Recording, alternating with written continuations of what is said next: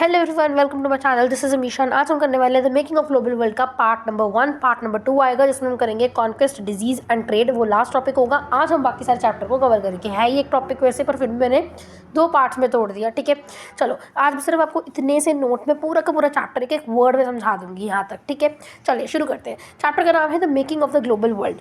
अब the making of global world में हम क्या पढ़ने वाले हैं भाई, सबसे पहले ये देख लेते हैं। The making of the global world में क्या पढ़ेंगे कि वर्ल्ड जो है वो कैसे बना। पहले हमें बताना चाहिए व्हाट इज ग्लोबलाइजेशन, जो कि हमने इकोनॉमिक्स में पढ़ा होगा कि ग्लोबलाइजेशन क्या होता है। Globalisation is the process of rapid integration and interconnection between the country. जब हम एक कंट्री से दूसरी कंट्री जाते हैं और लिंक बना लेते हैं, उसे हम क्या बोलते हैं, ग्लोबलाइजेशन। अब किसी मोटिव के लिए भी जा सकते हैं, चाहे जॉब हो, चाहे आप प्रीस्ट बन के जा रहे हो, या किसी भी मोटिव के साथ। अब देखते हैं आगे, how the pre modern world was connected. तो ये क्वेश्चन आ सकता है कि प्री मॉडर्न वर्ल्ड जो है वो कैसे कनेक्टेड है, तो आपको पता होना चाहिए। ठीक है, तो यहाँ पे देखेंगे नॉलेज, जॉब, आइडियाज़, इन्वेंशंस। यहाँ एस्केप करने के लिए परसिक्यूशन से लोग यहाँ से वहाँ ट्रैवल करते हैं।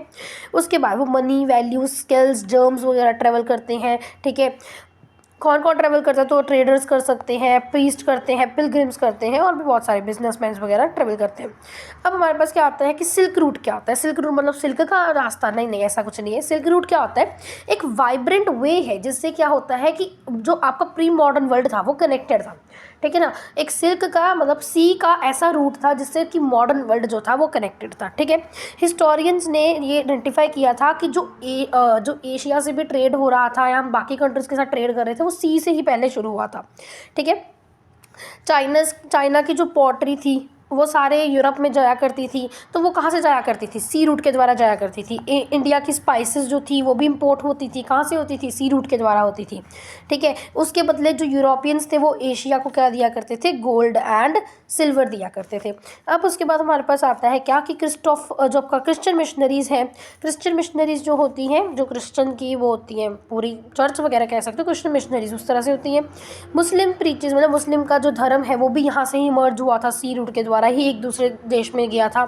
फिर बुद्धिज़्म जो है वो इंडिया के ईस्ट इंडिया से जो है मर्ज हुआ था। ये आपके एमसीक्यू में आता है मोस्ट प्रोबेबली क्वेश्चन, तो याद रखना। ठीक है, उसके बाद ये पूरे वर्ल्ड में ट्रैवल हुआ। उसके बाद हमारे पास आता है कि प्री मॉडर्न वर्ल्ड कैसे कनेक्टेड है। पहला एग्जाम्पल तो वो सारा हो गया कि आपकी चाइनीज पॉटरी हो गई, इंडियन स्पाइसेस हो गई, उसके बाद बाकी सारे रिलीजन हमने देख ली थी।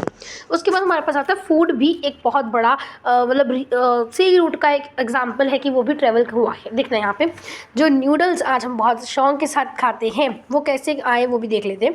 तो जो नूडल्स थे वो आपके, हमें पता है कि चाइना की डिश है तो चाइना की ही थी।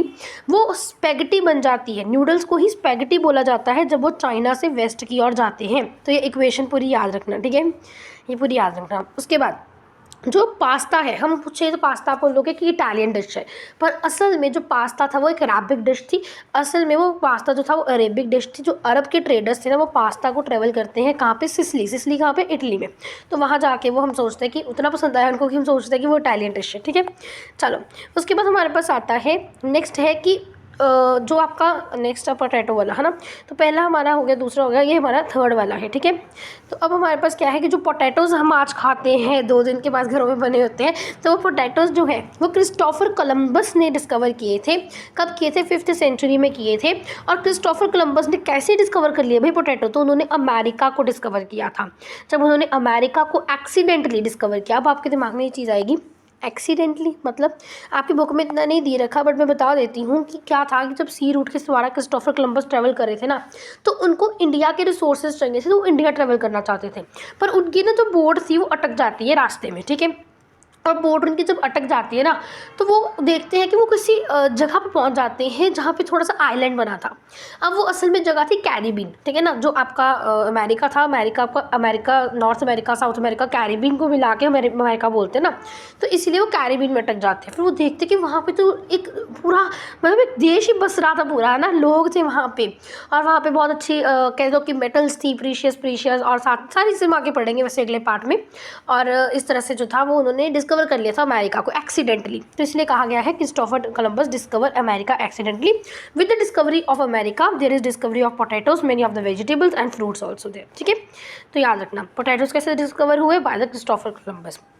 अब यूरोपियंस को जब पता चला, क्योंकि क्रिस्टोफर कोलंबस इज यूरोपियन, तो उनको पता चला कि हे पोटैटो भी कुछ होता है, तो उन्होंने इतना ज़्यादा पोटैटोज़ के ऊपर खेती बाड़ी की कि उनकी ज़िंदगी अच्छी हो गई। जहाँ पे उन्हें कुछ खाने को नहीं मिल रहा था, वो पोटैटो मिल गया, तो उनकी ज़िंदगी क्या हो गई, अच्छी हो गई। तो यूरोपियंस जो है वो कैसे रहने लग पड़े, लाइव लॉन्गर, ठीक है, तो वो अच्छे से रहने पड़े, बड़ी बड़ी ज़िंदगी, मतलब लंबी लंबी ज़िंदगी जीने लग पड़े, ठीक है ना। उसके बाद क्या होता है कि आयरलैंड के लोग भी बहुत ज़्यादा डिपेंड थे। जब आयरलैंड में क्या होता है, जो पोटैटो की खेती ना बैड हार्वेस्ट के कारण ख़राब हो जाती है, तो क्या होता है कि जो लोग थे ना वहाँ पे, वो मरने लग पड़ते हैं ड्यू टू स्टारवेशन, ठीक है, भूखमरी से वो लोग जो है वो मरने लग पड़ते हैं।